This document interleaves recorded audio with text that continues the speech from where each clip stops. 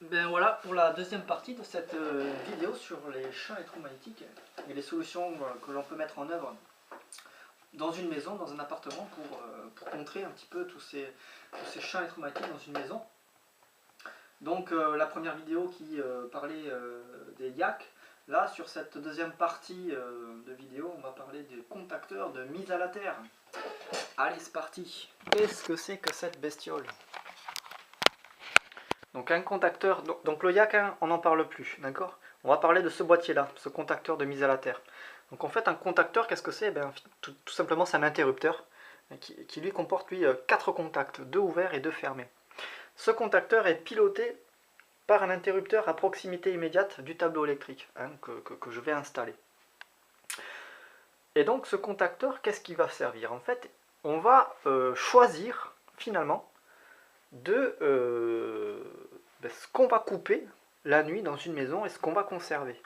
Donc, ce qu'on va conserver, hein, ce sont ces fameux circuits dits sensibles, comme par exemple le frigo, le congélateur.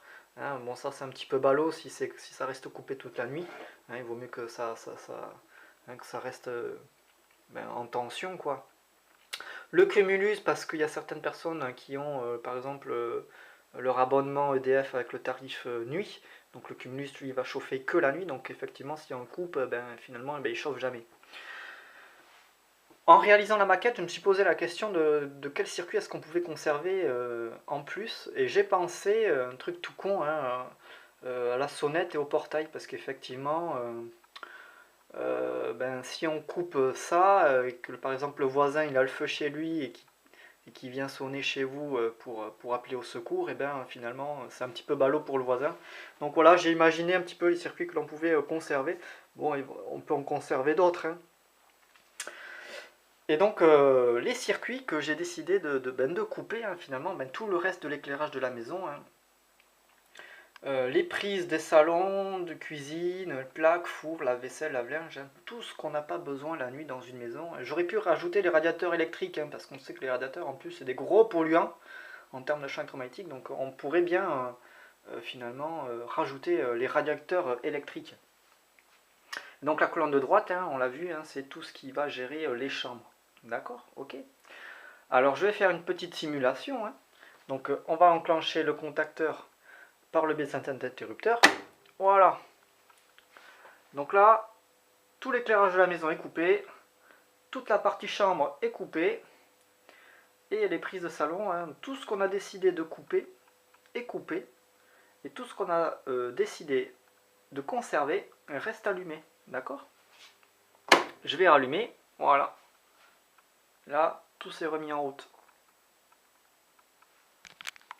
Donc voilà pour le contacteur de mise à la terre. Alors ce qui est intéressant sur ce genre d'appareil, c'est que non seulement il coupe tous les circuits qu'on a décidé de couper, mais en plus ce qui est coupé est connecté à la terre. Ça c'est super bien parce que non seulement on sort du réseau, donc pour ceux qui ont le Linky, c'est super parce que non seulement on n'est plus atteint par le rayonnement des champs électriques, mais en plus on n'est plus atteint par le rayonnement du CPL qu'engendre le Linky, mais en plus ce qui est coupé est mis à la terre, ce qui fait qu'en plus on supprime l'effet d'induction des fils, parce que tout ce qui est métallique hein, dans les cloisons, hein, même hors tension, j'allais dire, sont sous l'influence finalement des champs ambiants, aussi bien haute fréquence que basse fréquence. Et donc c'est ce qu'on appelle l'effet d'induction. Et donc le fait que ce soit coupé et en plus connecté à la Terre supprime cet effet d'induction. Donc je trouve qu'il y a beaucoup d'avantages à ce système, je trouve que c'est même mieux que le YAC. Alors l'inconvénient c'est que ça va nécessiter finalement un réagencement complet du tableau électrique. Donc là en termes de financement, c'est pas pareil parce que moi je vais y passer la journée entière. Il va même falloir remplacer, sans forcément remplacer tous les disjoncteurs, mais il va falloir au moins remplacer la carcasse du tableau électrique, rajouter une ligne supplémentaire la plupart du temps pour pouvoir avoir de la place finalement de réagencer comme il faut. Ça va aussi nécessiter le remplacement du disjoncteur d'abonné, EDF, et mettre un type S, c'est-à-dire un type à retardement, parce qu'en fait, ce qui peut se passer dans ce genre d'installation, c'est qu'au moment où on va enclencher la mise à la terre, il suffit qu'il y ait, parce que lui, si vous voulez, le contacteur, lui, va se déclencher en quelques millisecondes. Et donc quand il y a une consommation, surtout quand on vient enclencher alors qu'il y a des appareils en consommation ou allumés, eh bien il peut y avoir ce qu'on appelle un micro fuite de courant par la terre. Et donc ça, les interrupteurs différentiels, ils vont le capter. Et donc sur certaines installations, le disjoncteur différentiel, lui, il peut sauter. Donc moi ce que je fais, c'est que cet appareil, je le mets en amont de tout interrupteur différentiel 30 mA. Par contre, il est forcément en aval du disjoncteur d'abonné. Hein, c'est le gros disjoncteur principal de la maison. Et lui, il faut qu'il soit absolument de type S. C'est marqué dessus, hein, type S, c'est-à-dire à retardement. C'est-à-dire que lui, s'il y a un micro fuite de courant, il va le détecter, mais il ne va pas déclencher de suite. Donc ça va nécessiter aussi le remplacement de ce disjoncteur d'abonnés. Donc c'est un petit peu une installation un peu lourde, un petit peu voilà, qui va forcément coûter un peu cher. Mais je trouve que c'est vraiment la solution idéale pour contrer tous ces rayonnements des champs électriques. Autre avantage, c'est que on peut le couper la journée aussi quand on part au boulot. Ce qui fait que même tout ce qui est raccordé à la cuisine, au salon, même tout ce qui va être box, lecteur DVD, tous ces petits appareils électroniques qui consomment en permanence, toutes ces petites rallonges qui sont branchées, les voyants des fours, etc.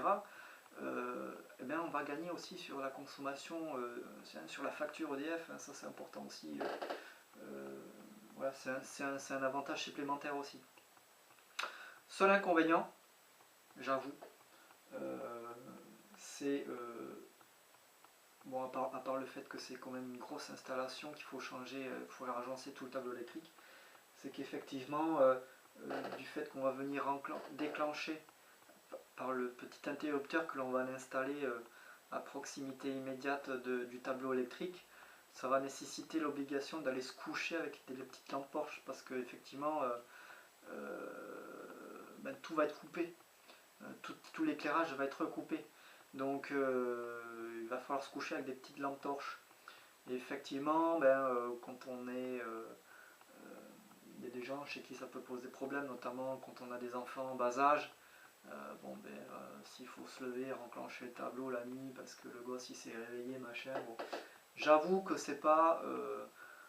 en termes de confort, c'est pas le top du top. Hein. En termes de confort, c'est mieux le yak. Parce que lui, il va vraiment s'enclencher automatiquement. Il n'y a vraiment rien à faire. Là, le contacteur, c'est un déclenchement manuel.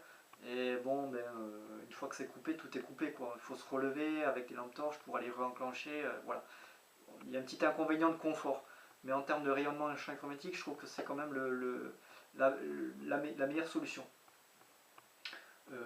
En termes de rénovation, parce que vraiment l'idéal, je le répète, hein, l'idéal c'est vraiment lorsqu'on est sur une rénovation complète d'une habitation ou dans une construction neuve, hein, câblé en blindé, ça c'est vraiment le top du top.